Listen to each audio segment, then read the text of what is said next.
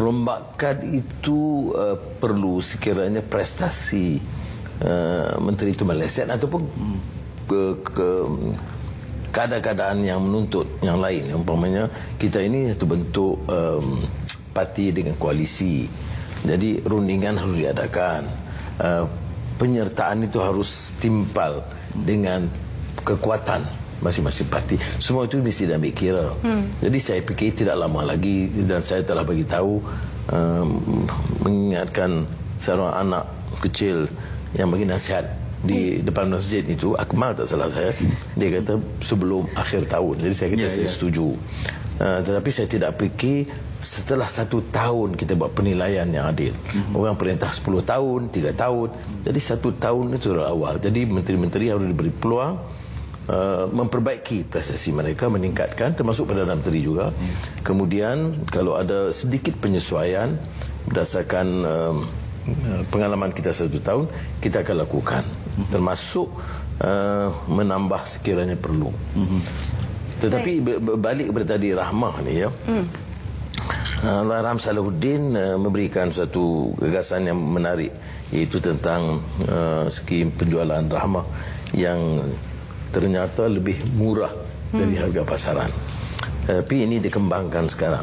Tunai Rahmah ni ialah pemberian tunai kepada setiap rakyat. Dulu 8 juta, mulai sekarang dan mulai tahun depan 10 juta rakyat. Dan kita akan tingkatkan melihat kepada keupayaan kita. Umpamanya kita laksanakan penyasaran elektrik. Mula-mula ada orang bising, bantah. Saya tak faham kerana yang dinaikkan itu, bukan dinaikkan, ditarik subsidi itu, sedekah itu kepada golongan yang saya sebut maha kaya, yang tertinggi, yang 10%. Yang lain tak tersentuh dengan penarikan ini kerana kita tak tarik. Tapi dengan 10% golongan terkaya dalam negara, kita jimatkan 4.6 bilion ringgit.